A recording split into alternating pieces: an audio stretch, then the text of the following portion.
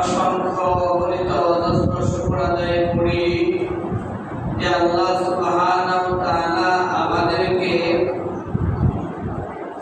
1447 হিজরি সনের তৃতীয় নম্বর মাস রবিউল আউয়াল মাস, রবিউল আউয়াল মাসে তৃতীয় নম্বর জুমায় আল্লাহ সুবহানাহু ওয়া তাআলা আমাদেরকে বিভিন্ন প্রকারের কাজ কাম থেকে পড়ে করে আল্লাহর ঘর মসজিদে আসার তৌফিক দান করেছেন। এজন্য আমরা সবাই জবান খুলে আওয়াজ করে কালিমাতুল শুকর আদায় করি, বলি আলহামদুলিল্লাহ।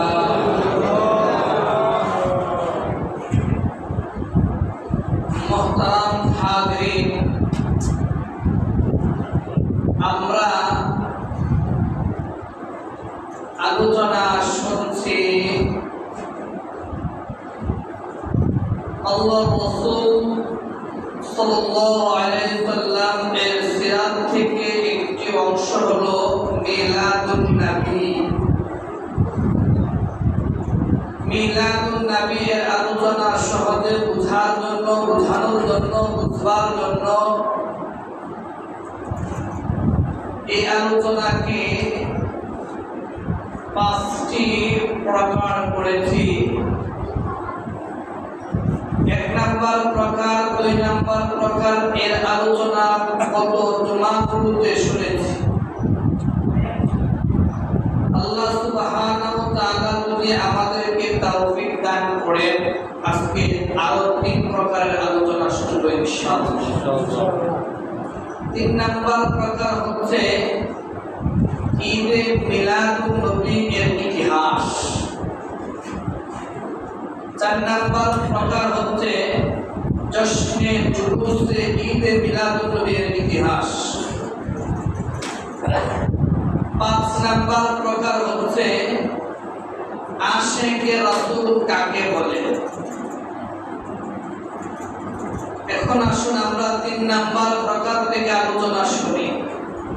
3 নম্বর প্রকার হচ্ছে ঈদে মিলাদুন নবী এর ইতিহাস। এটা কখন, কিভাবে, কে শুরু করেছে, কোত্থেকে আসছে এই ঈদে মিলাদুন নবী। দেখুন, আল্লাহ রাসূল সাল্লাল্লাহু আলাইহি সাল্লামের জামানায় ঈদে মিলাদুন নবী পালনীয় ছিল না। মিলাদুন নবী আলোচ্য বিষয় ছিল, আলোচনার বিষয় ছিল, পালনীয় বিষয়ই ছিল না, অনুসরণ করার বিষয়ই ছিল না। এমনকি সাহাবায়ে কেরামের যুগেও ছিল না, তাবিঈনদের যুগেও ছিল না, তাবিঈনদের যুগেও ছিল না, ছিল না সলফে সালেহিনদের জামানাও। কখন আসলো, কিভাবে আসলো, এই কথাগুলো এখন আমরা শুনবো। তবে আলোচ্য বিষয় ছিল, আলোচনার বিষয় ছিল আল্লাহ রাসূল সাল্লাল্লাহু আলাইহি সাল্লামের জন্মতে সারা জাহান মাতোয়ারা সবাই খুশি, এটা সবাই জানে, সবাই যে এখন বর্তমানে যে একটা ঈদে মিলাদুন নবী নামে যে একটা অনুষ্ঠান, র্যালি, বর্ণাঢ্য মিছিল চলে, এটা কোত্থেকে আসলো, কোত্থেকে আসলো, এই কথাগুলো আমরা শুনবো। আল্লামা ইবনে খাললিকান রাহমাতুল্লাহি আলাইহি তিনি তার কিতাবের মধ্যে লিখেন যে আল্লাহ রাসূল সাল্লাল্লাহু আলাইহি সাল্লাম ইন্তেকালের পরে 604 বছর পরে ইরাকের বাদশা চিন্তা করলো, নাম হচ্ছে আবু সাঈদ মুজাফফর উদ্দিন কুকরি। সে চিন্তা করলো যে শ্রীকৃষ্ণের জন্মদিন যদি তারা জন্মাষ্টমী পালন করতে পারে, হিন্দুরা যিশু খ্রিস্টের জন্মদিন যদি খ্রিস্টানরা বড়দিন হিসাবে পালন করতে পারে 25শে ডিসেম্বর, তাহলে আমরা দুজাহানের বাদশাহ রাহমাতুল আলামিন এর জন্মদিন পালন করলে সমস্যা কোথায়? তিনি এই চিন্তাটা করলেন আল্লাহ রাসূল সাল্লাল্লাহু আলাইহি ওয়াসাল্লামের ইন্তেকালের 604 বছর পরে। এর পূর্বে কেউ এইভাবে বিলাল কিয়াম করে নাই। তিনি আরো চিন্তা করলেন, আমি যদি এইভাবে, আমি একজন বাদশা মানুষ, রাজা মানুষ, আমি যদি এইভাবে এটা চালু করি কেউ মানবে না। কি করা দরকার? টাকার বিনিময়ে কিছু আলেম ক্রয় করলেন। এটাকে বলা হয় উলামায়ে সু। এই উলামায়ে সু এর ব্যাপারে আল্লাহ রাসূল সাল্লাল্লাহু আলাইহি ওয়াসাল্লাম মুসলিম শরীফের 1905 নম্বর হাদিস, লম্বা হাদিস, সব করে বলছি। এই হাদিসের মধ্যে বলেন জাহান্নামটা উদ্বোধন করা হবে 3 শ্রেণীর মানুষ দ্বারা। এর মধ্যে প্রথম হচ্ছে ওই সমস্ত আলেম যারা টাকার বিনিময়ে বিক্রি হয়ে যায়। এটাকে বলা হয় দরবারি আলেম। এটা অতীতেও ছিল, বর্তমানেও আছে, ভবিষ্যতেও থাকবে। তো 2 নাম্বার হচ্ছে এমন দানশীল যারা দান করে বেড়ায়, এমন শহীদ। 3 নাম্বার হচ্ছে এমন শহীদ যারা নামের জন্য শহীদ হয়। তো ওই 3 ব্যক্তি দ্বারা সর্বপ্রথম জাহান্নামকে উদ্বোধন করবে। আরেক হাদিসের মধ্যে দুজাহানের বাদশা রাহমাতুল আলামিন তিনি বলেন, 2 শ্রেণীর মানুষ যদি ভালো হয়ে যায় সমাজ এমনি ভালো হয়ে যাবে। 2 শ্রেণীর মানুষ কারা? 1 নম্বরে বললেন আলেম ওলামারা, 2 নাম্বার বললেন শীর্ষস্থানীয় নেতৃত্বরা, শীর্ষস্থানীয় নেতারা, বড় বড় কর্মকর্তারা। সাহাবায়ে কেরাম প্রশ্ন করলেন, আল্লাহ রাসূল, আলেম ওলামারা তো এমনি ভালো, তারা ভালো হবে কেমনে? তো ভালো হবে এর কারণ হচ্ছে যে সমস্ত আলেম তারা হবে ভালো যাদের ভিতরে দুনিয়ার লোভ থাকবে না। দুনিয়ার লোভ থাকবে না বলতে দুনিয়ার চলার জন্য তাদের আকর্ষণ থাকবে না, থাকবে শরীয়তের উপরে বিধিবিধান মেনে চলার জন্য যতটুকু প্রয়োজন ততটুকু হলে সন্তুষ্ট। ঠিক? আপনারা কি দেখেছেন বর্তমান সমাজে আলেম ওলামারা কানাডায়, বেগমপাড়া, অস্ট্রেলিয়া, আফ্রিকা, আমেরিকায়, ফ্রান্স, মালয়েশিয়ায় বাড়ি করেছে? তারা এত দুনিয়া লোভী হয় না। যারা হয় তারাই ওলামায়ে সু। আরেক হাদিসের মধ্যে আসছে আল্লাহ রাসূল সাল্লাল্লাহু আলাইহি সাল্লাম বলেন, লাইসা মিন্না, ওই সমস্ত মানুষ আমার উম্মত হতে পারবে না যতক্ষণ পর্যন্ত না একজন আলেমের হক বুঝবে, অধিকার বুঝবে, প্রয়োজন আছে, একজন আলেমকে সম্মান করবে, ওর সেই পর্যন্ত সে মুমিন হতে, উম্মত হতে পারবে না। যাই হোক, আল্লাহ আমাদেরকে আলেমের হক এবং উলামায়ে সু থেকে বাঁচার তৌফিক দান করুন। সকলে বলে আমিন। প্রিয় হাজরিন, তখন ওই বাদশাহ আবু সাইদ মুজাফফর উদ্দিন কুকরি তিনি একজন আলেমকে ডাকলেন, কয়েকজন আলেম, এর মধ্যে তাদের প্রধান হলেন আবুল আখতার উমর ইবনে সেহিয়া। তার ব্যাপারে আল্লামা ইবনে কাসির রাহমাতুল্লাহি আলাইহি বলেন, সে ছিল দুনিয়ার লোভী, তার ভাষা ছিল অত্যন্ত খারাপ। এই লোকটাকে নিয়ে সর্বপ্রথম ইরাকের মুসিল শহরে মিলাদ কিয়াম প্রবর্তন করেন, জারি করেন, চালু করেন। বলেন আলহামদুলিল্লাহ। এর আগে ছিল না। এইভাবে আস্তে আস্তে আস্তে আস্তে চালু করতে করতে করতে এক সময় আয়েশার যুগ হয়ে গেল ঈদে মিলাদুন নবী। সর্বপ্রথম ছিল মিলাদুন নবী চালু করলেন, কিয়াম চালু করলেন। এরপরে এটার সাথে যুগ হলো ঈদে মিলাদুন নবী। এর অর্থ হলো আল্লাহ রাসূল সাল্লাল্লাহু আলাইহি ওয়াসাল্লাম এর জন্ম দিবস উপলক্ষে খুশির উৎসব, আনন্দ উল্লাস করা। এই জন্মদিনে তো সবাই খুশি। তো দেখুন প্রত্যেকে তিনি আনলেন ইহুদি এবং খ্রিস্টানদেরকে অনুসরণ করলেন। খ্রিস্টানরা যে বড়দিন পালন করে 25শে ডিসেম্বর, ঈসা আলাইহিস সালাম এই দিনে জন্মগ্রহণ করেছেন, এটা নিয়ে অনেক ইখতিলাফ, অনেক মত ভিন্ন রয়েছে। 25শে ডিসেম্বর ঈসা আলাইহিস সালাম জন্মগ্রহণ করেছেন, এটা নিয়ে অনেক ইখতিলাফ। তো এইটা কিভাবে তারা এখন বড়দিন পালন করে, এর ইতিহাসটা আপনাদের শোনাই। ঈসা আলাইহিস সালামকে যখন আল্লাহ উঠিয়ে নিলেন আসমানে, আর খ্রিস্টানদের ভাষ্য মতে ঈসা আলাইহিস সালাম ইন্তেকাল করলেন।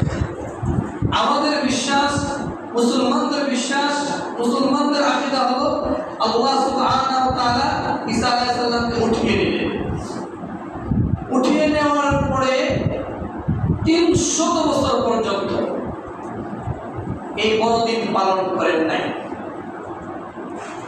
300 বছর পরে ছোট ছোট আলেমরা বড় বড় আলেমদের কাছে প্রস্তাব করলো, আমরা গির্জায় গিয়ে ঈসা আলাইহিস সালামের জীবন বৃত্তান্ত, জীবন ইতিহাস, জীবন নিয়ে আলোচনা করব, আপনারা আমাদেরকে অনুমতি দেন।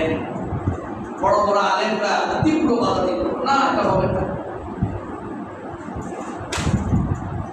কারণ ঈসা আলাইহিস সালাম এর সাথীদেরকে বলা হয় হাওয়ারি, হাওয়ারিরা এটা পালন করে নাই, এটা করা যাবে না। যখন এই বড় আলেমরা দুনিয়া থেকে বিদায় নিয়ে গেলেন, আমাদের এখানে যারা বসা আছে এখন যুবক, কয়েকদিন পরে হবে সন্তানের পিতা মাতা, কয়েকদিন পরে হবে দাদা দাদি, কয়েকদিন পরে হবে দুনিয়া থেকে চলে যাবে। সেইভাবে যখন ওই বড়রা দুনিয়া থেকে বিদায় নিয়ে গেলেন, ছোটরা এখন বড় হয়ে গেল, হয়ে গির্জার মধ্যে তারা এই আলোচনা শুরু করল। একজন দাঁড়িয়ে ঈসা আলাইহিস সালামের জীবন বৃত্তান্ত নিয়ে আলোচনা করে, আর অন্যরা শুনে। দেখা যাচ্ছে এইভাবে মানুষ আসতেছে খুব কম। তখন তারা এক করলো এর সাথে বাদ্যযন্ত্র, বলেন নাউযুবিল্লাহ। বাদ্যযন্ত্র এক করার পরে দেখে তারপরেও মানুষ আসতেছে না। বাদ্যযন্ত্রের সাথে বাদ্যযন্ত্র ঢোল তবলার সাথে এক করলো গান বাজনা, বলেন নাউযুবিল্লাহ। এরপরে আস্তে আস্তে আস্তে আস্তে ধীরে ধীরে আরো এক করতে লাগলো, মহিলাদেরকে এক করতে লাগলো। এরপরে এক করতে লাগলো মদ খাওয়া। তো এই বড়দিন উপলক্ষে পশ্চিমা দেশগুলোতে, ইউরোপ কান্ট্রিতে, আমেরিকাতে যে পরিমাণ মদ পান করা হয়, যে পরিমাণ মদ খাওয়া হয়, জরিপ করলে এক বছর সেই পরিমাণ মদ খাওয়া হয় না। কেন করছে? ঈসা আলাইহিস সালামের জন্মদিনকে কেন্দ্র করে করা হচ্ছে। তো এই বড়দিন উপলক্ষে যে পরিমাণ নারী ধর্ষিতা হয়, যে পরিমাণ নারী সম্ভ্রম নষ্ট হয়, সেই পরিমাণ নারী দর্শিতা হয় না। এটা কি উপলক্ষে হচ্ছে? এই ঈসা আলাইহিস সালামের জন্মদিনকে কেন্দ্র করে এইগুলো হচ্ছে। ইতিহাস আপনারা দেখেন, আসতেছে আপনারা দেখবেন, সব দেখবেন এইগুলো হচ্ছে। তাহলে এইভাবে আল্লাহ রাসূল সাল্লাল্লাহু আলাইহি সাল্লামের জন্মদিনকে কেন্দ্র করে এখন ঈদে মিলাদুন নবীর সূচনা শুরু হয়েছে, মিছিল মিটিং শুরু হয়েছে এবং এদের সাথে নারীও অ্যাড করা হয়েছিল। কিন্তু এই বাংলাদেশের মাটিতে হাক্কানি আলেম উলামাদের দ্বারা ওইটাকে তীব্রভাবে প্রতিবাদ করা হচ্ছে, প্রতিহত করা হয়েছে। আর এটা হয় নাই, এটা হচ্ছে দারুল উলুম দেওবন্দের আলেম উলামাদের প্রতিদান। এই হলো ঈদে মিলাদুন নবীর ইতিহাস। এখন 4 নাম্বার প্রকার আসেন। 4 নাম্বার প্রকার হচ্ছে জশ্নে জুলুসে ঈদে মিলাদুন নবীর ইতিহাস। এটা কখন থেকে আসে? তো দেখুন, আরো 600 বছর পরে আল্লাহ রাসূল সাল্লাল্লাহু আলাইহি সাল্লাম এর ইন্তেকালের 1204 বছর পরে ব্রিটিশ শাসনামলে পাকিস্তান লাহোরে হাজী এনায়েতুল্লাহ মৌলভী মুদির সাহেব এর নেতৃত্বে সর্বপ্রথম পাকিস্তানের মাটিতে জশ্নে জুলুসে ঈদে মিলাদুন নবীর মিছিল মিটিং র্যালি বের করা হয়। বলেন আলহামদুলিল্লাহ। আল্লাহ রাসূল সাল্লাল্লাহু আলাইহি সাল্লাম এর জন্মদিন উপলক্ষে বর্ণাঢ্য মিছিল র্যালি বের করা হয়। এটা কোথায়? পাকিস্তানে। এটা আস্তে আস্তে সারা বিশ্বে ছড়িয়ে পড়ে। এরপরে আপনি আসুন এই বাংলাদেশে কখন এই জশ্নে জুলুসে ঈদে মিলাদুন নবীর ইতিহাস শুরু হয়? 1974 সালে এই বাংলাদেশ স্বাধীন হওয়ার 3 বছর পরে 1974 সালে পাকিস্তানের চিরকুট দরবার শরীফের খণ্ডপীর তৈয়ব শাহ এর নেতৃত্বে আঞ্জুমানে রহমানিয়া আহমদিয়া সুন্নিয়া ট্রাস্টের উদ্যোগে চট্টগ্রামে সর্বপ্রথম জশ্নে জুলুসে ঈদে মিলাদুন নবীর মিছিল বের হয়। আপনি ইতিহাস পড়েন, ইতিহাস দেখেন, এর আগে কখনো এই বাংলাদেশে এর আগে জশ্নে জুলুসে ঈদে মিলাদুন নবীর ইতিহাস মিছিল ছিল। এরপরে আসেন, এখনো এই বর্তমানে এই জশ্নে জুলুসে ঈদে মিলাদুন নবীর মিছিল বের হয়। এটাও বের হয়, সর্বপ্রথম বের হয় এই যে শনিবার, আগামীকাল আসতেছে শনিবার বের করবে পাকিস্তান থেকে ওই তৈয়ব শাহ ছেলে তাহের শাহ, এটা নেতৃত্ব দিবে। একটা কাবাঘর বানাবে, বানায়া এনে বলবে তারা মিলে আশিকে রাসূল। আর আমরা কি জানি আশিকে রাসূল কাকে বলে? এটা আশিকে রাসূল এর আলোচনায় বুঝতে পারবে আশিকে রাসূল কাকে বলে। এইভাবে এটা চালু হচ্ছে, আমাদের বাংলাদেশে এখন চালু হচ্ছে, বহির্বিশ্বে সারা পৃথিবীতে এটা চালু হয়ে যাচ্ছে। বিবিসি সংবাদে 2002 সালে সৌদি সরকার ঘোষণা করছে জশ্নে জুলুসে ঈদে মিলাদুন নবীর মিছিল বের করা এটা শিরক ধরে বেদাত। মিছিল বের করা কিন্তু আলোচনা করার বিষয়, আলোচ্য বিষয় মিছিল মিটিং এবং র্যালি বের করার বিষয়।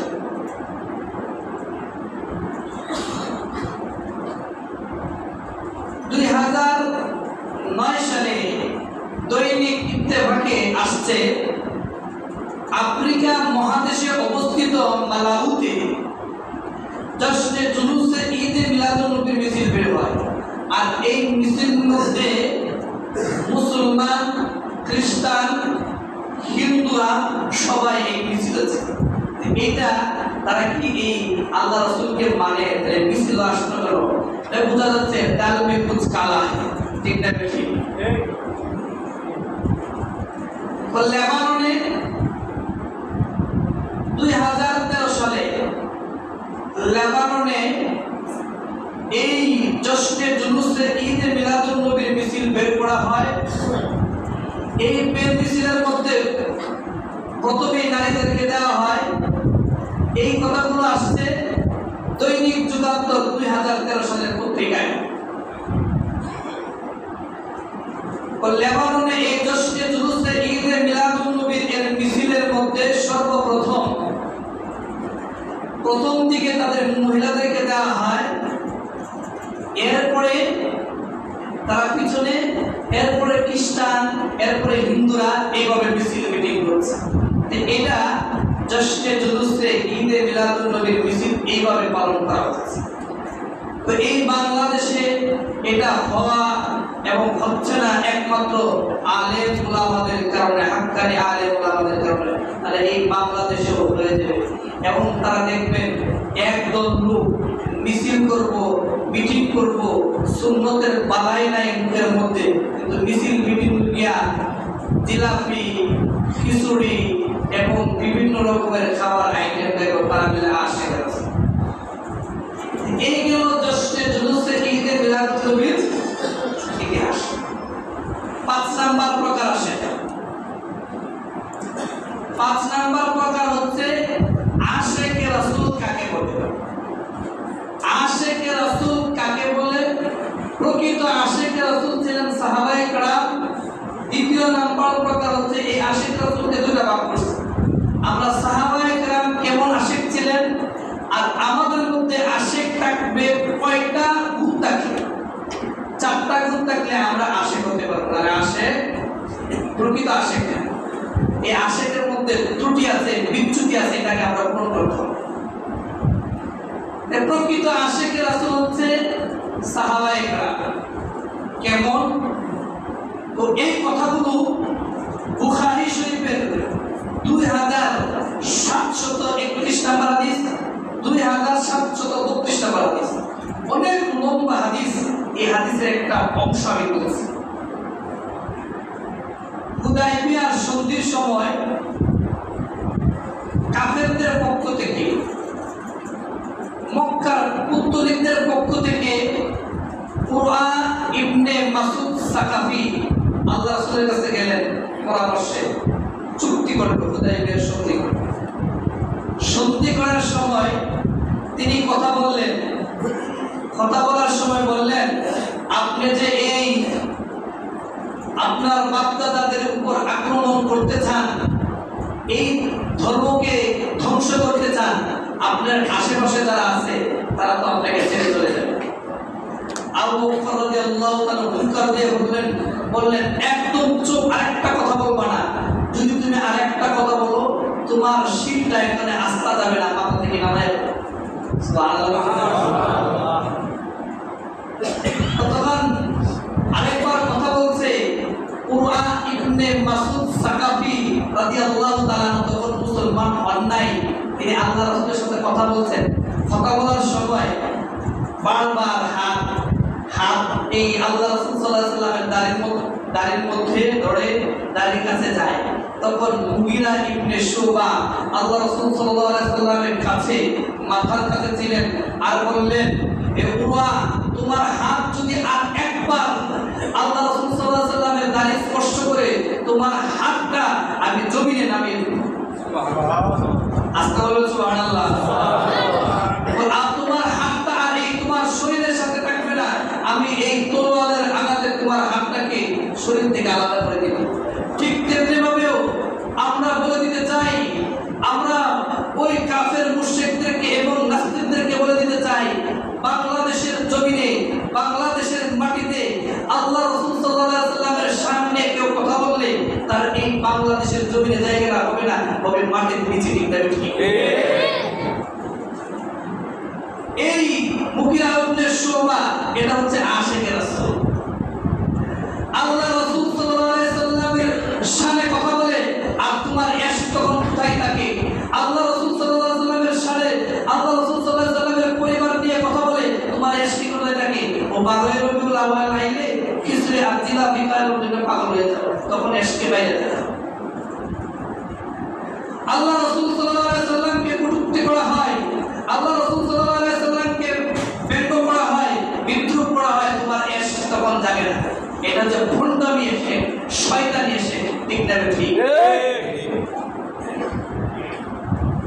তখন ওই উরওয়া ইবনে মাসউদ সাকাফি তিনি চলে গেলেন তার কওমের কাছে, গোত্রের কাছে গিয়ে বলেন, আমি আল্লাহর কসম করে বলছি, আমি আল্লাহর কসম করে বলছি, আমি কাইসার, কিসরা, নাজ্জাশী, রোম সম্রাট, পারস্য সম্রাট বাদশার কাছে আমি বারবার গিয়েছি, ও তাদেরকে এত অনুকরণ করতে দেখি নাই দুজাহানের বাদশা রাহমাতুল আলামিনের দরবারে গিয়ে যে অনুসরণ দেখেছি।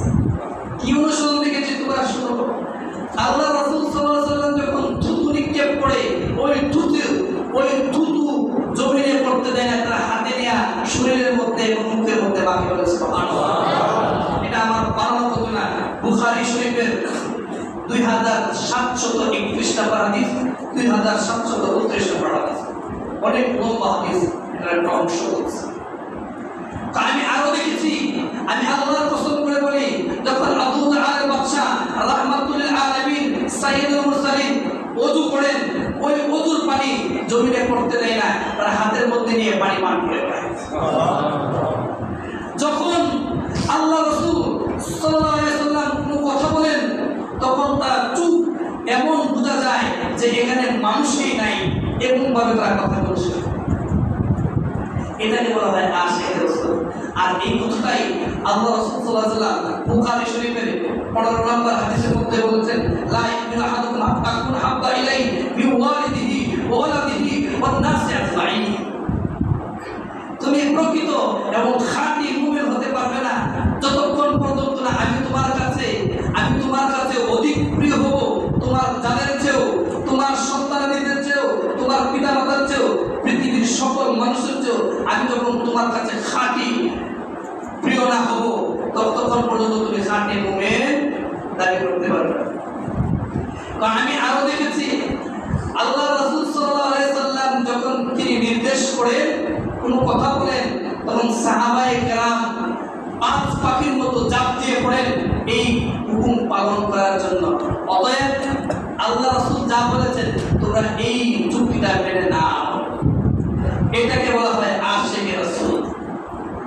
আরেকটি আশিক রাসূল এক কেন, আশিক রাসূল এখন দুই।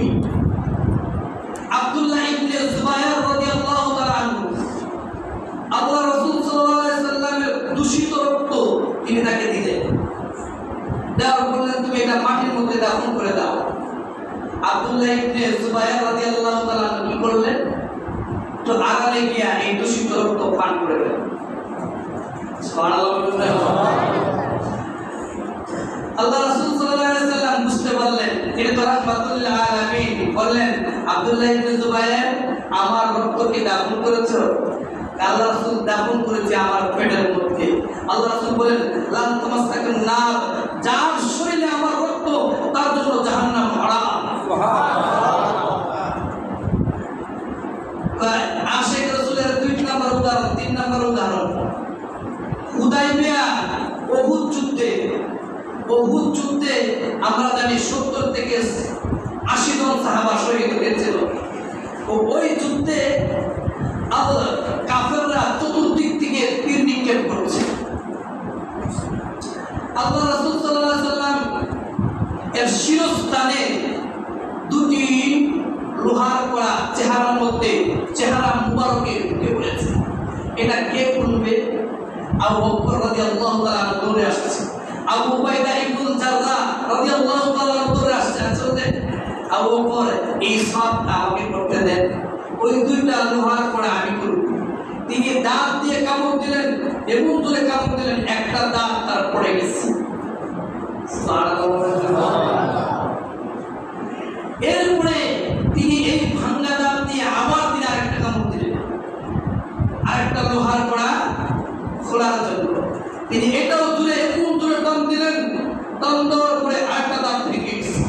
আল্লাহ সাল্লাল্লাহু আলাইহি ওয়াসাল্লামের ক্ষতস্থান জমিনে বেয়ে বেয়ে পড়ছে। আরাফার ময়দানে আল্লাহ রাসূল সাল্লাল্লাহু আলাইহি সাল্লামকে যখন কাফের মুশরিকরা পাথর নিক্ষেপ করেছিল, তখন রক্ত জমিনে পড়ার জন্য আল্লাহ রাসূল দেন নাই। তিনি তার চাদর দিয়া, শরীরে চাদর দিয়া, কাপড় দিয়া মুছলেন। যদি এই জমিনে রক্ত পড়ে তাহলে এই জমিনে আর ফসল হবে না। তখন ওই গাল বেয়ে বেয়ে যখন রক্ত পড়ছে, আরেকজন সাহাবা মালিক ইবনে সিনান তিনি দেখলেন গাল চেটে চেটে রক্ত খেয়ে ফেললেন, আর বললেন এটা মধুর বৃষ্টি। আল্লাহ রাসূল সাল্লাল্লাহু আলাইহি ওয়াসাল্লাম বলেন লান তামাসসাকান নার, যার পেটে আমার রক্ত তার জন্য জাহান্নাম হারাম। এটাকে বলা হয় আশিকের রাসূল। তো আবু দাদানা রাদিয়াল্লাহু তাআলা উহুদ যুদ্ধে কাফেররা চার দিক থেকে তীর নিক্ষেপ করেছে। চার দিক থেকে তীর নিক্ষেপ করার পরে আল্লাহ রাসূল সাল্লাল্লাহু আলাইহি সাল্লামকে হেফাজত করার জন্য তিনি পিঠটাকে ঢাল হিসেবে ব্যবহার করলেন, যাতে আল্লাহ রাসূল সাল্লাল্লাহু আলাইহি সাল্লাম দুজাহানের বাদশা রাহমাতুল আলামিন সাইয়্যিদুল মুরসালিন ইমামুল মুরসালিনের শরীরে একটা তীর যেত বৃত্ত না হয়, তিনি তার শরীরটাকে ঢাল হিসেবে ব্যবহার করলেন। এটাকে বলা হয় আশিকের রাসূল। আর এইভাবে ব্যবহার করার পরে ওই ক্ষতস্থানে শরীরের মধ্যে একটা তীরের মধ্যে আরেকটা তীর বিদ্ধ হচ্ছে, সে আঘাতপ্রাপ্ত হচ্ছে, কষ্ট পাচ্ছে। আরেক সাহাবী বললেন, হে আল্লাহ রাসূলের সাহাবা, আপনি ওই পিঠটাকে আল্লাহ রাসূলের দিকে দেন আর মুখটাকে এই তীরের দিকে দেন। তো চুপ, আরেকটা কথা বলবো না। আমি যেহেতু জাহানের বাদশা রাহমাতুল আলামিন সাইয়্যিদুল মুরসালিনকে পিঠ দিয়েছি, আমি হচ্ছে মুখ দিয়েছি, এই রাসূলকে আমি আমার জীবন চলে গেল পিঠ দিব না বলেন সুবহানাল্লাহ। এটাকে বলা হয় আশিকের রাসূল। আবু তালহা রাদিয়াল্লাহু তাআলা আনহু আল্লাহ রাসূল সাল্লাল্লাহু আলাইহি সাল্লামকে যখন চার দিক থেকে তীর নিক্ষেপ করা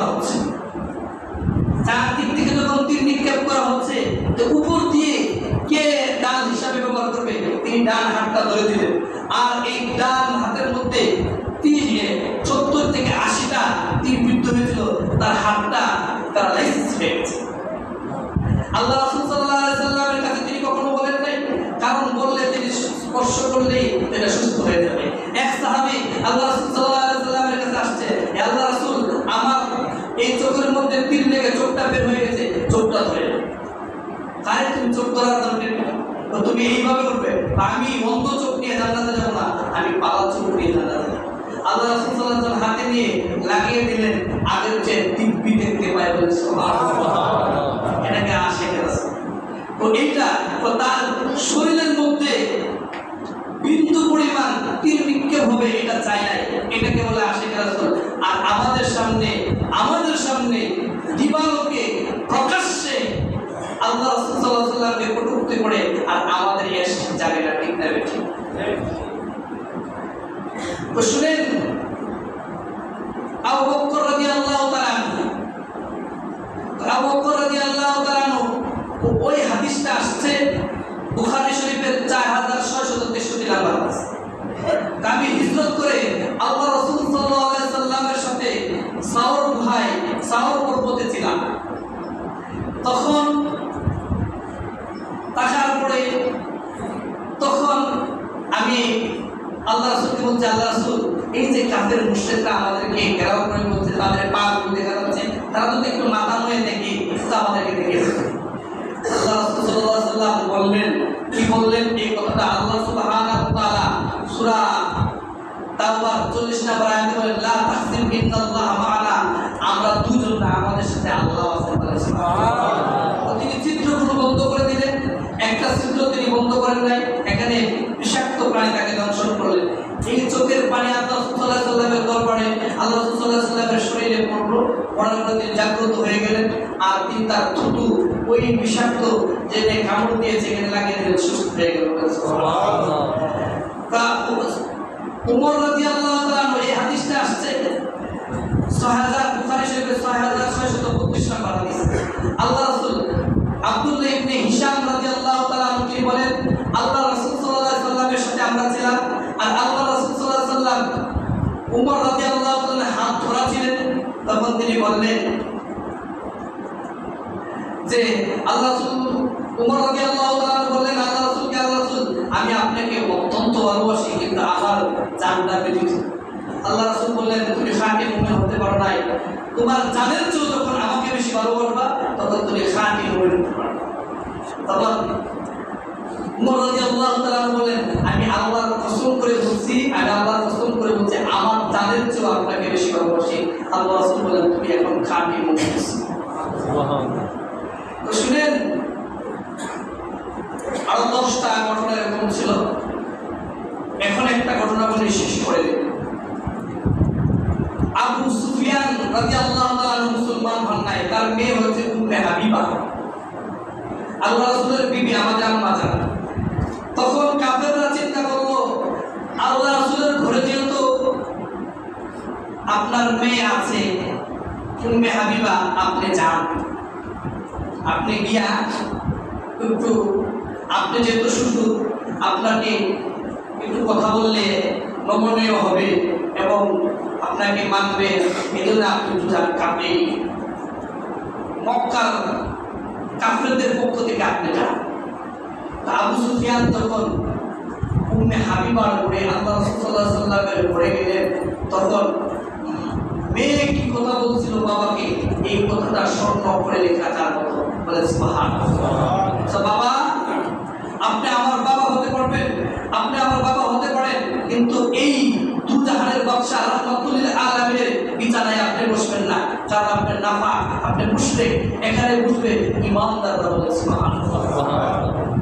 আমরাও বলতে চাই, যারা নাকি আল্লাহ রাসূল সাল্লাল্লাহু আলাইহি সাল্লামকে কটূক্তি করবে, তারা বাংলাদেশের জমিনে, পৃথিবীর জমিনে বসবাস করার যোগ্যতা রাখে না, ঠিক না? ঠিক। এরকম ভাবে আরো কথা ছিল, এইটাকে বলে হয় আশিকে রাসূল। আশিকে রাসূল কাকে বলে? আশিকে রাসূল হতে হবে কয়টি গুণ থাকলে, 4টি গুণ থাকলে আগামী যুগে হবে আশিকে রাসূল। আমরা হব কিভাবে? 4টি গুণ পাওয়া যাবে। আমাদেরকে আশিকে রাসূল হওয়ার তৌফিক দান করুন। সকলে বলে আমিন। আলহামদুলিল্লাহ।